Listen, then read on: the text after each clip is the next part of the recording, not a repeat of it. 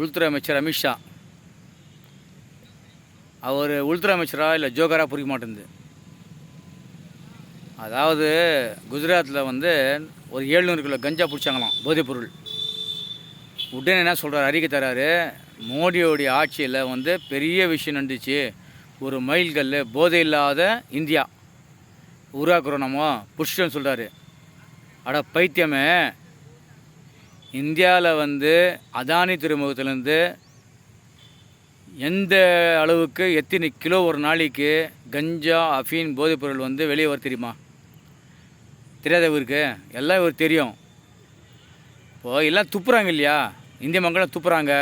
இப்போ தமிழகத்தில் வந்து போதைப்பொருள் ஆயிடுச்சு, போதை உள்ள தமிழகம் சொல்கிறாங்க. உண்மை அது கிடையாது.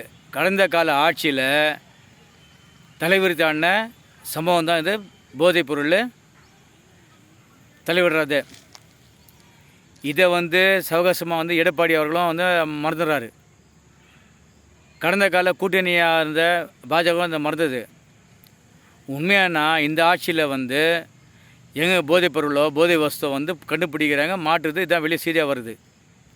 இதெல்லாம் மறுத்துட்டு போதை உள்ள தமிழகம் இன்றைக்கி வந்து கஞ்சா ஃபீல்லாம் பரவிடுச்சு, போதை பரவிடுச்சுன்னு சொல்லி எடப்பாடி ஐயா ஒரு அறிக்கை விடுறாரு. இதில் வந்து இன்றைக்கி வந்து ஒரு 700 நாங்கள் பிடிச்சிட்டோம், நாங்கள் வந்து பெருமையாக சாதிச்சோன்னே உள்துறை அமைச்சர் அமித்ஷா வந்து பெருமையாக பேசிக்கிறார்.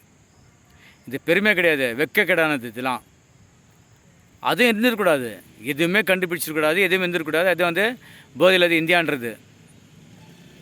ஒரு சாமி படத்தில் ஒரு விஷயம் சொல்லுவாங்க, இவங்களே வைப்பாங்களாம் இவங்களே பிடிப்பாங்களான்ற மாதிரி அந்த கதை அமித்ஷா பண்ண வேலையை. அமித்ஷா வந்து அவர் என்ன பேசுகிறாருன்னு அவருக்கு புரியாத, எல்லாம் புரியும் அவருக்கு. அவர் இந்தியாவின் விஸ்வஜந்து அமித்ஷா.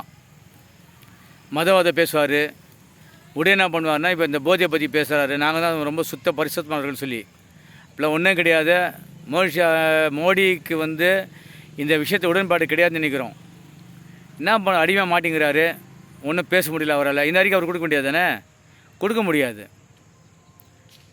இது இந்த விஷயம் வந்து அவருக்கே சம்மந்தமில்லாத ஒரு விஷயம். ஐயா அமித்ஷா அவர்களை நீங்கள் செய்கிற ஒரு வேலைக்கும் செயல்படுற ஒரு செயல்பாடுக்கும் கூட விரைவில் இதுக்கெல்லாம் நீங்கள் பதில் பேச வேண்டிய ஆகிடும். காலம் வந்து மிக நெருக்கமாக இருக்குது.